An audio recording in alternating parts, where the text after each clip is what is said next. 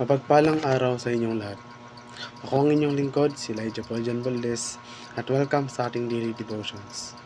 Ang ating verse for the day ay nasa Genesis 39, verse 9 to 10. Sinasabi dito na, wala pong hihigit sa akin sa sambahayang ito. Ipinagkatiwala niyo sa akin ang lahat, maliban lang sa inyo dahil asawa niya kayo. Hindi ko po magagawang pagtaksilan ang amo ko at magkasala sa Diyos. Kahit araw-araw ang pang-aakit ng babae, Kayose ay sumiping sa kanya, hindi pa rin siya pumayag. Ang pinakamasamang bahagi ng tukso ay ang pagtatanong nito sa paraang nagbibigay ito ng pagdududa sa lahat ng bagay na karaniwan mong itituring na mabuting prinsipyo na gustong palitan ito ng iba na hindi naman wasto o kahit na makatwiran o makatwiran.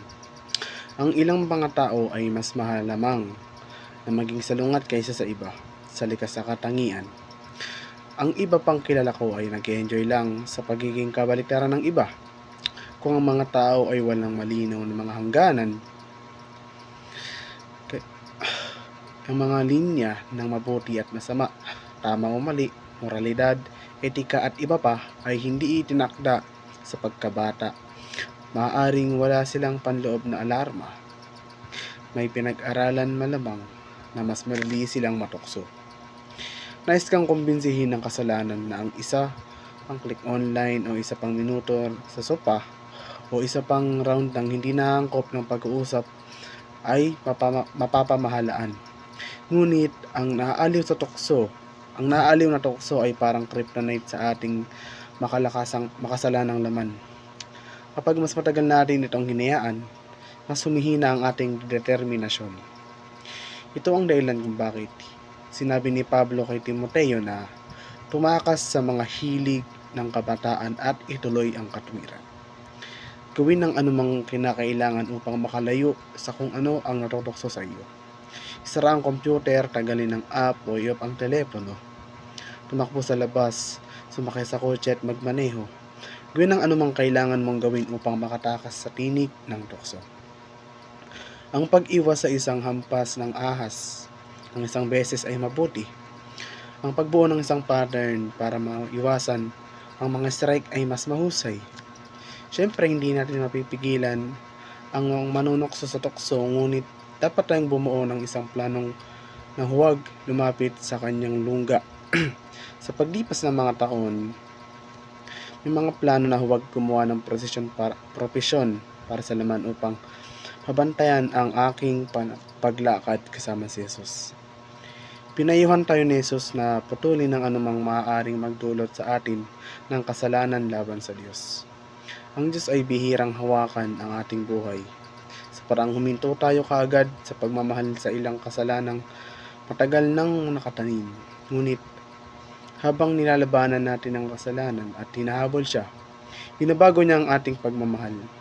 Nagsisimula tayong mahalin ng ang iniibig niya at kapotan ang kinasusuklaman niya.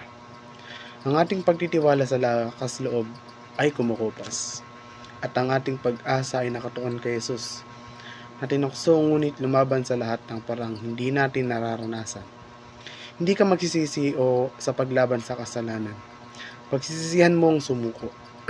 Sakaling ng tukso sa pamamagitan ng pagkanlong kay Jesus at sa paraan ng biyayang ibinibigay niya. Manalangin sa Diyos, tumakas sa eksena, tumawag ng kaibigan at gumawa ng plano. Sa iyong pagsisimulang muli, tandaan na ang ipinangako ng kasalanan ngayon ay magnanakaw lamang ng iyong kagalakan sa Diyos. Inaalis mo ang mga tukso ng panandaliang kasiyahan sa pamamagitan ng pagbibigay kasiyahan sa kanila.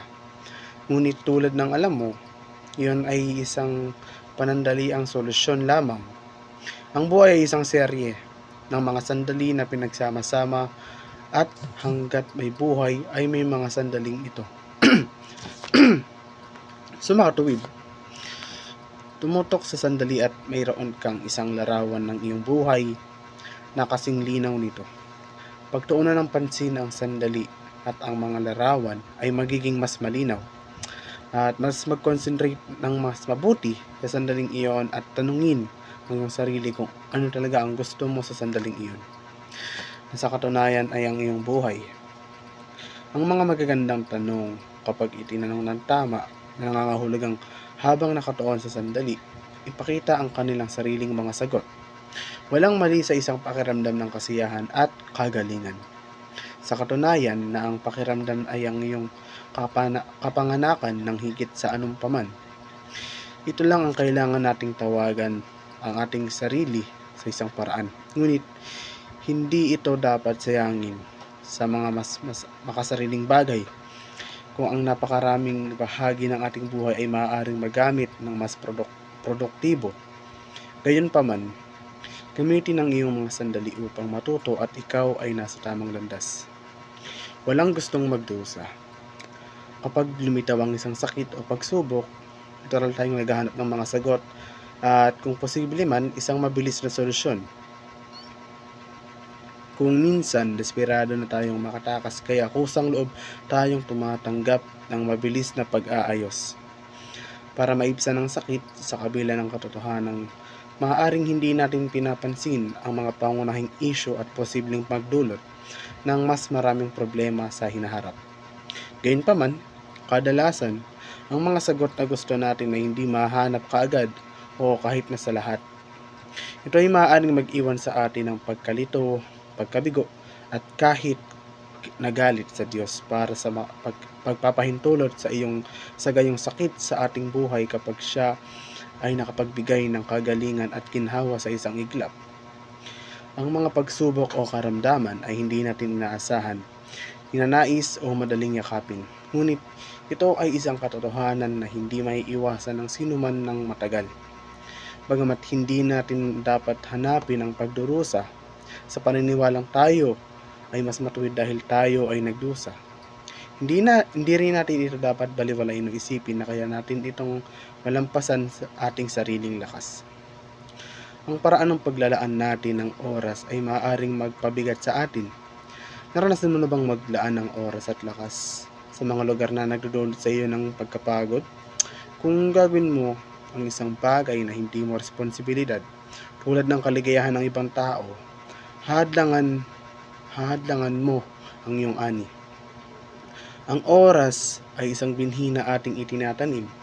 Pag nag-oo tayo sa mga bagay-bagay dahil makonsensya tayo sa pagsabi ng hindi, inilalagay natin ang ani sa taya. Hilingin sa Diyos na gabayan ka sa iyong mga oo. Dahil kapag nag-oo tayo sa isang bagay na gusto niyang gawin ng iba o hindi natin responsibilidad, para itong binhi na nahuhulog sa landas ngunit wala sa mabuting lupa, walang ani na nalilikha. Protektahan ang iyong oras sa pamamagitan ng pagsunod sa utos ng Panginoon kung saan mo ilalagak ang iyong lakas. Ang pagtatakda ng personal na hangganan sa iyong oras ay kasing halaga ng pagtatakda ng mga personal na hangganan sa mga taong nakakasama mo rito. May pagkakaiba sa pagitan ng pag-alis ng tukso na magiging masama para sa atin dahil hindi na natin kailangang magpumiglas at bigyan tayo ng mas maraming tukso kaysa sa ating makakaya. Hindi tayo binibigyan ng Diyos ng higit sa ating makakaya. Medyo malayo siya minsan at tayo ay natitisod at nahuhulog. Pagkatapos ay mayroon kaming mga pagpipilian, maaari tayong umupo doon at umiyak tungkol dito. O maaari tayong maging tulad ng matyaga na isang taong gulang na iyon at bumangon at patuloy na sumusubok. Ang pagbagsak ay mabuti para sa atin. Tinutulungan tayo nitong makita kung saan natin kailangang pagbutihin ang ating pangunawa sa Diyos. Tinutulungan niya tayong makita mo yun. At palagi siyang nariyan para tulungan tayong makabangon at pabilisin tayong muli.